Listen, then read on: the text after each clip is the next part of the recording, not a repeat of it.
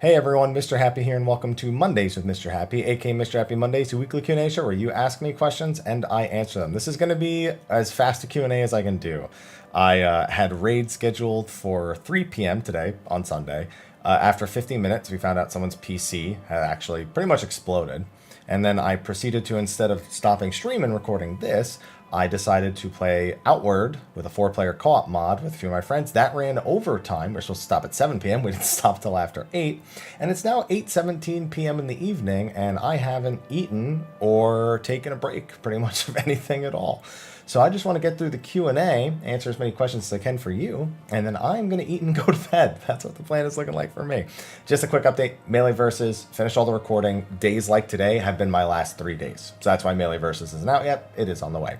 But anyway, before we get going with our Q&A, thank you to our sponsors over on Patreon for supporting through thick and thin. It doesn't do anything for them to be on the Patreon. They're doing that of their own accord, and their names flashing over the screen is about as fancy as it gets with me. So thank you to anyone who is sticking around over on that platform, and thank you to our patrons of Darkness, Khuja Cross on Jenova, and Kurenai Oni. And thank you to everyone who tunes in to these Q&As, asks your questions, and, well, no matter how fast I want to go, I at least want to get to some questions. So let's do that, shall we?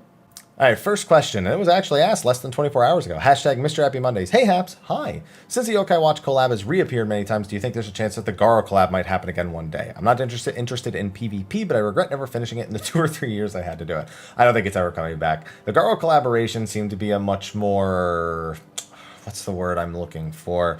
Intense collaboration? It's not the right word, but I think it's not as easy for them to rerun that legally as it is to rerun the Yokai Watch collaboration. So I personally wouldn't expect to see it ever show up again, but you know, you never know. That's something that none of us could ever actually answer, but I don't think it will. Fortunately, it looks like we have quite a few simple questions for this week. Hashtag Mr. Happy Mondays. Hey there, Haps. Hope you're doing good. Hope the same for you.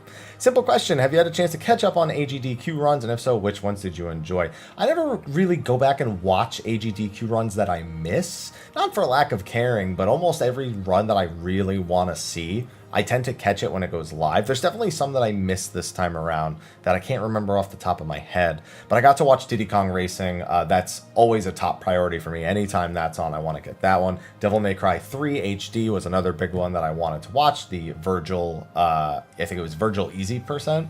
And then there's a bunch of others, but those two are the ones I really, really wanted to catch. There was some bad games, of course, Legend of Zelda, CDI. That was a big one. But no, I'm pretty all caught up on AGDQ and content with the runs that I actually got to catch. Hashtag Lunes con Señor Feliz. Hashtag Mondays with Mr. Happy. I know Señor Feliz. I'm well aware of that one. It's been a long time. Oh, hello to you too, by the way. Thanks, man. You even came by stream today. I see who this is. It's been a long time since I asked a question, so here's a returner bonus. Also giving a little background, TLDR raid member says to not see it as progression when it is very well progression. Is it healthy? I don't understand that. TLDR explained nothing. So I am in a group who is doing Savage, and half the group members of the FC I'm a part of. We went into Savage last year as an FC, and we got E8 Savage. When we got to E8 Savage, it fell apart. During which, whenever we made progression, even getting one mechanic down, one member would always say it's not progress. Is that a good, healthy way of seeing it, or does every little step not count? Or does every little step count? I've always been the type to see 3 steps into a mile. No, every single time you get a mechanic down, that is literally progress. Not a single group I know doesn't consider that not progress. Only people who have maybe beaten the fight and are worried about stuff that you haven't gotten to yet might say, yeah, you might be happy you got through that, but wait till you see this.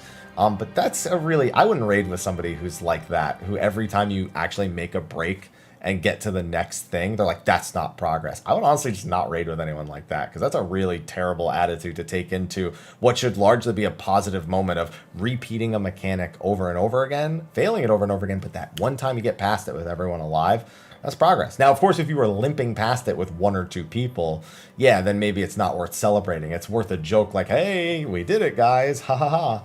But that's just, if it's like every time you guys do it and he's just like, that's not progress, then I wouldn't play with that person ever again, to be completely frank. Hashtag Mr. Happy Mondays. Hey, Apps, hope you're doing well and enjoying the new content 14 you mean edge card. No. Anyway, my question is, have you ever thought about opening a Discord server for your community? Yeah, I have one. Yeah, in my Twitch chat, it's just !Discord. I don't put it under all my YouTube videos. but yeah, I have one. ! Discord in my Twitch chat. The one right under it, hashtag Mrhappy Mondays. Hey, Haps, hope you're doing alright. You doing alright? I'm doing alright. How likely do you think it is that Square Enix would address Bosnia and CLL before 5.45? No. They will probably they'll address it in 5.45, without a doubt. But beforehand, no. And I agree with you that realistically it should be something that happens before whatever they're going to do. Add echo, adjust it so it's easier to do with less people, decrease the scaling, decrease HP, whatever it is they want to do to make it quickly accessible.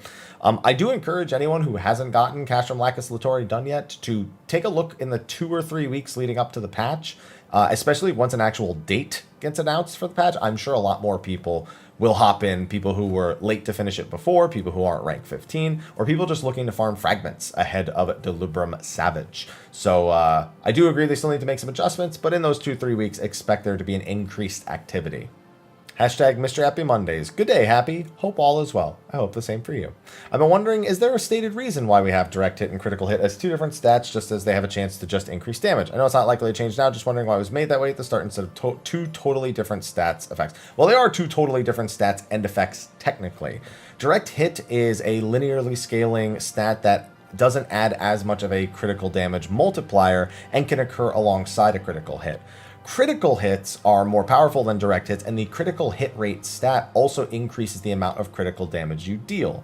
So when you do deal a critical hit, then you are dealing a higher multiplier of damage, both in accordance with the way the stat actually scales, which is not exponentially, but not linearly either. I forget the term for it, but I'll say exponentially, even though it's probably not right. Scales exponentially, whereas direct hit scales linearly. So what that ends up meaning is direct hit at lower item levels normally scales a little bit better. And at the higher item levels, as the stat cap for each individual stat increases on gear, critical hit rate starts to take over because its scaling is exponential. Now, I do agree that it's completely redundant to have 2 different stats that achieve approximately the same thing, especially a stat that can be melded onto tanks and healers and thus becomes somewhat of a... I know people are thinking with healers, yeah, your heals can't direct hit, but people don't care about that. People care about damage. So that's just what people end up doing. So it creates a bit of a rift that they've otherwise tried to avoid when it comes to melds, with players going with what seem like more logical role-based melds and people going with a meld that's completely outside of their role, but in terms of damage is likely to be the bigger increase unless you're playing something like Warrior. So I do agree they might need to revisit it. I mean, they need to revisit crit anyway. It's out of control that stat got even stronger this expansion way sooner than it did when direct hit and the critical hit changes first happened back in Stormblood. So I think they need to revisit it all the same, but that's the mentality behind it and how those individual stats work. Hashtag Mrhappy Mondays. Hey, Haps, hope you and yours are doing well in the first month of 2020 Savage. Hey, it's 2020 New Game Plus. We don't know what difficulty it is yet. Longtime viewer, first-ish time asker. Welcome. I've played every battle job and noticed that some jobs have only a handful of skills and others get pretty overwhelming number of skills. Some of my friends who just started playing are kind of avoiding some jobs because they felt overwhelmed by those number of skills. It's got me thinking, with 6.0 coming and all the skills they'll bring, maybe instead of just giving us brand new skills and removing some old skills, they're just going to give us new traits instead that upgrade old skills. So they actually already do this. Over the expansions, they've done things like consolidate skills that basically achieve the same function and the button itself can transform. Warrior used to need all sorts of different buttons for its skills. In Stormblood that got condensed, and then when they added new skills in Shadowbringers, most of them just replaced old skills with maybe one new button. With Raiden Thrust for Dragoon, instead of giving them a new global cooldown attack, they just created a condition with which when you actually achieve the positionals on your Wheeling Thrust and Fang and Claw, that you transform your first skill into combo for a little more potency. So rewarding proper play of the job with something stronger. And I suspect we'll continue to see that a lot. Another thing that I expect to see a lot in the next expansion is the charge system still being worked on. I expect Bloodletter to get charges, for example. I expect the Bunchin system and the PB system of giving you a set number of stacks that achieve an effect. Inner Release, Hypercharge, Delirium, even Confiteor. I would fully expect skills that have 10-second or 15-second durations, and where it's pretty much expected if you don't get this number of GCDs, you are failing at the job that you're playing, will probably be reworked to be more player-friendly. That doesn't decrease the number of buttons, but there are other changes I expect. I did scroll past another question. In fact, I think it's the question above this one that made mention of potentially seeing other things like holding down a button to make an attack stronger. And I think they will continue to explore with options like this, things that make it so they can kind of keep the they can keep the number of buttons about what it is now for any given job, but add new ways to actually feel while playing them. I think that will be something that they will go. So I actually covered 2 questions in one with this. I agree with the question that I referenced that I haven't actually answered. So yes. Hashtag Mrhappy Mondays. Hi, hope all is well. Hey, how are ya? Do you know why 14 does not have any jump mechanics in boss fights, or why there aren't any boss arenas with multiple tier platforms? Do you foresee them in the future? So, first of all, to answer the foresee them in the future, no. They've specifically made mention of wanting to avoid jumping being an expected mechanic inside of Final Fantasy XIV. A big reason is the way that the game actually tracks your location when you jump. It's not as fluid as the game detecting your location pretty much during any other activity. If you actually, with your friends, jump around constantly and look on each other's, look at each other's characters, you'll notice sort of desyncs with where the player's location is actually determined, where they jump, where they are at the apex of the jump, and where they land. So I would expect that it will probably never happen. Not that they couldn't fix that and add it. They're sooner to try to prevent you from jumping like they do in E9S than to actually add mechanics where you can jump. Now, as for multi-tiered platforms, we do have fights that do that, but they're in a very controlled manner. E4S does that, going all the way back. Turn 1 Savage does that. Turn 2, not Turn 1 Savage. Turn 1 in the Binding Coil does that. Turn 2 does that. And they have experimented with it, but they generally only do elevation differences when it's very relevant to the encounter and it's easy enough to interact with. For example, on E4S, if you're on the upper platforms, then the only way you can possibly change your elevation at that point is to go down. So you need to make sure the correct people are on the upper platforms and the other people are on the lower platforms, and that people can react properly. Things like height in Alexander 6, 8, Ultimate. Ultimate doesn't have height. A6 and 8. Whenever height is there, they're making sure that you understand that, even though these things are only about this different, that there will be a different effect depending on which one you do. But as for actual jumping, I don't expect to see it ever. Hashtag Mrhappy Mondays. Hello, Mr. Happy. Hello. First time I'm asking a question, though. Been watching for a long time. Welcome and thank you for asking a question. Always good to have new questionnaires. Simple question. Prior to 5.4, there was no Moogle treasure trove. Why do you think that is the case? And do you think there will be one prior to 5.5 or 6.0? So they actually do have a reason. They said that Yoshi P specifically said he feels bad about taking advantage of people who are stuck at home in a pandemic. He didn't want to. He was okay with rerunning events or just communicating with the community about the status of the development, but he didn't want to look at it as an opportunity to coerce people to spend money or spend time that they maybe didn't have because of the pandemic, So it was just a company choice not to run it because that is what it's intended to do. That is its marketing strategy, is to coerce people to return, get them to have a month sub before the patch actually hits. And then they'll sub for another month, and all of a sudden, because of these two things, you've run, essentially a 2 month marketing campaign. And they didn't want to play any sort of marketing tactics on people who, a lot of them were just trying to survive and didn't want to have to think, oh, I'm going to miss this thing and I can't because of the pandemic. So that's the main reason why. We did actually get a reason for that. Oh, I almost forgot. I'll have to edit this in. As for whether or not they'll do it again, I think so. I think that although the pandemic is still ongoing and there's a chance it won't happen, I think now is it's more likely to happen now than it was back before 5.4. Hashtag Mrhappy Monday. Only one Monday. Hello. Hi. I have a question and a complaint. Oh, what did I do wrong now? You weren't supposed to find out about the ice cream. Oh, wait, we're not talking. Okay. Question is, I really want to get in the Savage, but my ping's a little high. It's like 120. What can I do? And the complaint is I didn't play Final Fantasy back in Heavensward, but I saw clips and that Machinist was kind of a caster, and why the hell would a ranged physical play a caster? So for Machinist, it was essentially you charging the ether in a bullet, but Bard and Machinist were both casters back in Heavensward. I'd like to point out that by 3.4, they were two of the strongest jobs in the game. Bard especially was stronger than it's ever been in patch 3.4. And that's because they had to compensate for the fact that they had cast time, so they, boosted their damage an insane amount.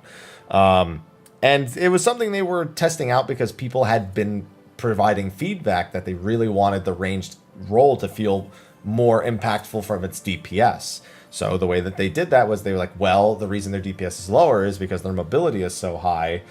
So let's remove that mobility to some degree, or make sure the mobility is smarter in exchange for giving them better numbers. And they had to mess around with the numbers so much. It was worse, it was better, it was worse, it was better. By the time they got through it all, it was too good. So they went back to them being hypermobile, They went back to making sure they had more unique play styles because they were kind of same-ish, even though they didn't really play the same. And that was the main reason why. I actually really liked Heavensward Machinist. I felt like it flowed really well. Definitely better than Stormblood Machinist. But Shadowbringers Machinist is the hotness. That's what I got to say about that. As for 120 ping, I mean, I know people who raid on 180 or 250. Back in Titan hard mode in A Realm Reborn, our scholar was stationed at a military base in Korea and had like 500 ping plus the 300 ping that was built in at the time that we no longer have. And he managed to do it. The biggest thing is, if you're reacting to something because you don't expect it, you're always going to mess it up, even if you have like 15 ping. If you have no idea how the mechanic works and your reactions aren't fast enough, you need to know what mechanic is going to happen, what's happening at the moment, and you only need to think slightly more ahead. Most players on average play with 80 ping. That's like the kind of middle ground, and you're only 40 over that, which you can feel, but it's not the end of the world. So you just need to be more forward thinking. Stop playing the game one step behind and start playing the game one step ahead. Hashtag Mrhappy Mondays. Hello, Haps. How you doing? I'm doing alright. You doing alright? I'm doing alright. I come today with 2 questions. One lore related, and we'll see if it's spoilerific, and one about the game in the far future. Feel free to answer just the one if you have too many. No, I'm good right now. So let's answer both. Oh, guys, the second question is the spoiler one. Here, let me answer the first one, and I'll see if I'm going to answer the second one. Question 1. First, without the spoilers, if Square Enix ever released a solo version of 14 after they closed down the servers way in the future, would you rather they do everything in their power to preserve the current gameplay or feel, or would you prefer it got like a 7 remake treatment, or maybe even a return of the classics? I mean, I'd be okay with any take on it, really. I think the more important thing is how you actually tell the story in a single-player game. It has to be done quite different. I almost see it in like Final Fantasy 12-ish vibes, if that makes sense. That to me, that makes the most sense. A lot of things in terms of our UI and the early, gameplay systems actually use stuff from Final Fantasy 12. The arrows pointing for aggro, the zone lines. A lot of it is very inspired by Final Fantasy 12. So I almost imagine it like that. And I think that might be the best way to do it. Final Fantasy 12 feels like a single-player MMO a lot at the time. So that's what I would go with. Final Fantasy 12 style system. Let me read the second question real quick. Okay, so to answer the second question, which is a 5.0 patch spoiler, are we hypercharged with light ether from all the wardens we defeated? No, we used them in the last battle of 5.0 to create a weapon of light. So I'm okay with answering that without doing it in a separate spoiler question. Hashtag Mrhappy Mondays. Hello, Mr. Happy. Hi. Kind of a long one, but I need your opinion on this. Okay, let's see if I'm of any use to you. I have a raid question associated with pride and friendship. Okay, definitely not my forte, but let's see. I'm in an FC static and we're progressing Eden's Promise Savage at a casual mid-core pace. I'm underperforming as a DPS. By the way, I always say that if somebody says they're underperforming, you're already in a better mindset than most people who refuse to acknowledge that they're underperforming. With the support of the team, learning more about the class and working to get better. That's honestly all I need to hear from the committal of anybody. So here's the issue. A teammate studied all 4 fights in his downtime and got 7 of his week 1 cleared friends together to kill all 4 fights on Monday. That would be when this video is releasing. To be fair, we don't schedule a raid for that day. He did it to get better gear, but I'm kind of upset at this because the team is supposed to prog together. Also, I know I'm doing low damage and someone getting their raid weapon just looks like a vote of no confidence. I'm doing what I can to improve. Your thoughts? No, this is definitely a bit of your pride kind of interfering with what the reality of the situation is. If you're not raiding on Monday and he can get any sort of advantage that he can bring back and help the team with, that is a good thing. That is definitely something that it's both a selfish play from the individual, but it is also a team play, because obviously they want to clear it. They want to get through it. They have a means with which to achieve that, and they're going to be bringing back with them experience and knowledge, as well as potentially new gear that will be of major benefits to the team.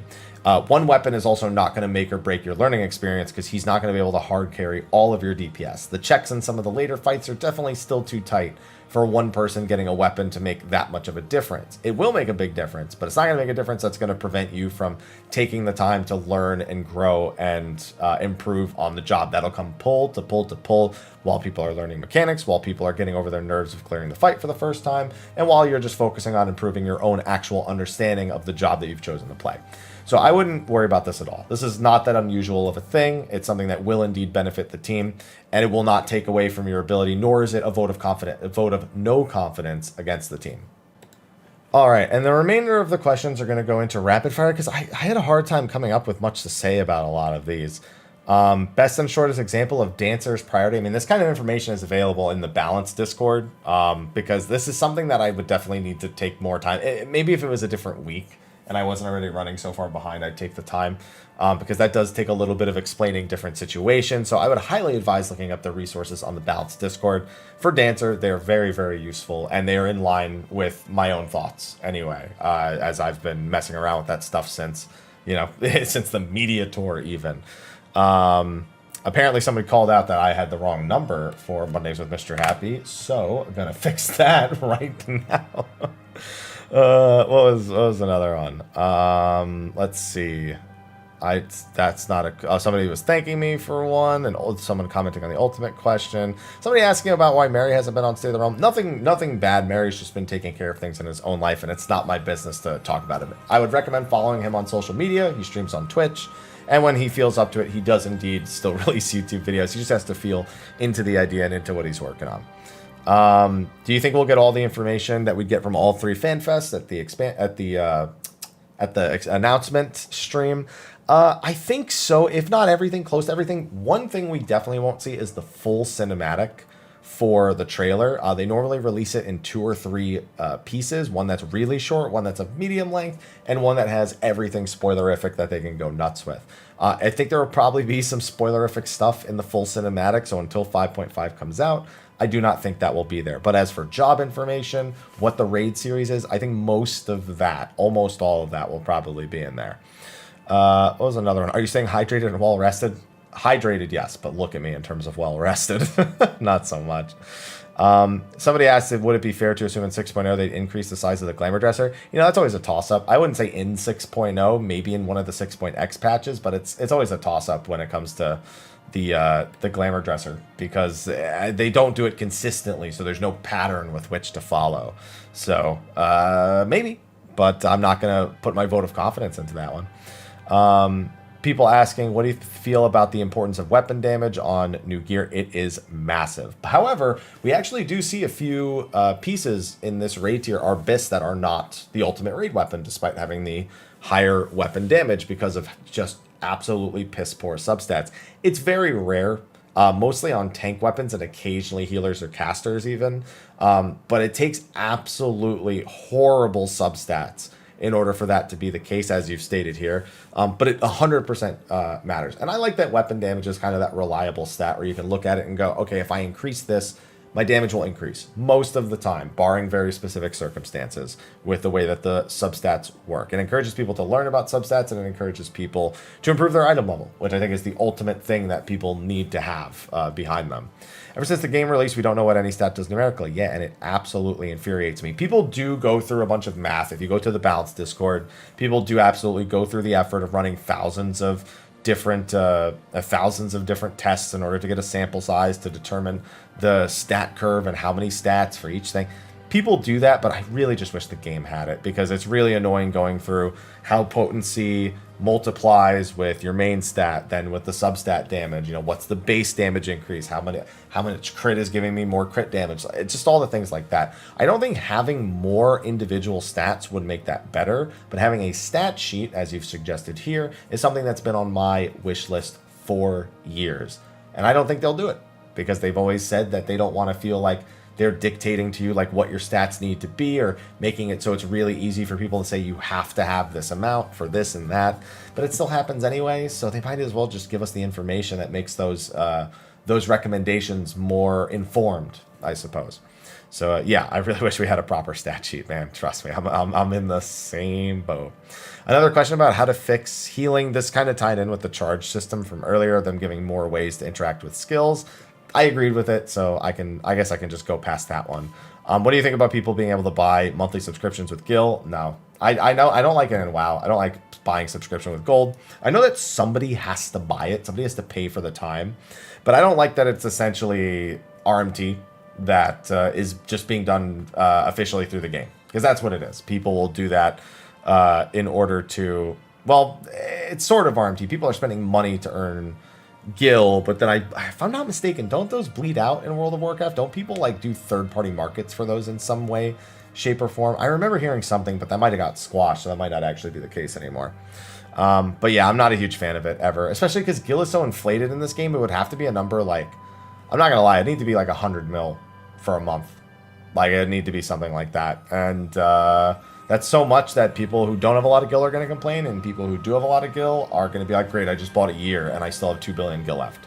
So, I've never been a big fan of the idea. Then there's the treasure trove question, there's the ping question, the spoiler question. Puppet Master came out. I mean, I just expect it to be a limited job when Puppet Master hits. So there's not much fancy to say about that. It'd play pretty much the same as 11, but just 14 to 5. Most likely if it's going to be a limited job. And then the rest are just kind of comments about last week's episode. Dark being locked behind MSQ is a pain as a new player. And then some comments about the purchase, the ultimate buying question last week. Somebody's saying that they avoid evil jobs that have Dark, Nin, Black Mage, and Summoner. Those aren't evil jobs. If you pay attention to the job quests, you very much can see those jobs are not evil. Summoner was a forbidden and lost art. That's the closest one, actually, that comes to being bad, even more so than Dark Knight. But now that they've managed to perfect the art, it's not even seen in nearly the same light. So I would do the job quests and understand the jobs before commenting on things like that. Kittens are overrated. No, I think our cat needs a kitten is the problem. An older cat. He is 8 years old, Aloha. And I think I don't think he'll get along with a cat his age as well as he's very drawn to younger cats as like a protector figure. So it needs to at least be a cat that's only like 3 or 4, not a cat that's like 7 or older. But okay, I think that covers everything. So thank you everyone for tuning in for this week's episode of Mondays with Mr. Happy. Sorry, it sped through it a little bit, but like I said, it's been a long day. I want to eat, get some sleep so I can be rested up. Got a busy week. Got to get the Melee verses out. We're another week closer to February 5th. And it's probably going to be a crazy week in terms of stress on social media and things like that, as if it hasn't already been a stressful weekend and last few days as it is. So I'm going to make sure I'm taking care of my mental health. I recommend that you all do the same. Pay close attention to whatever's happening, but also, make sure you're in a good space mentally. That's something that we should all hopefully have learned from last year and can pull into 2020 New Game Plus. But thank you again. Be sure to ask your questions for next week's episode in the comment section of the video below, and I will see all of you in the next one. So until then, take care.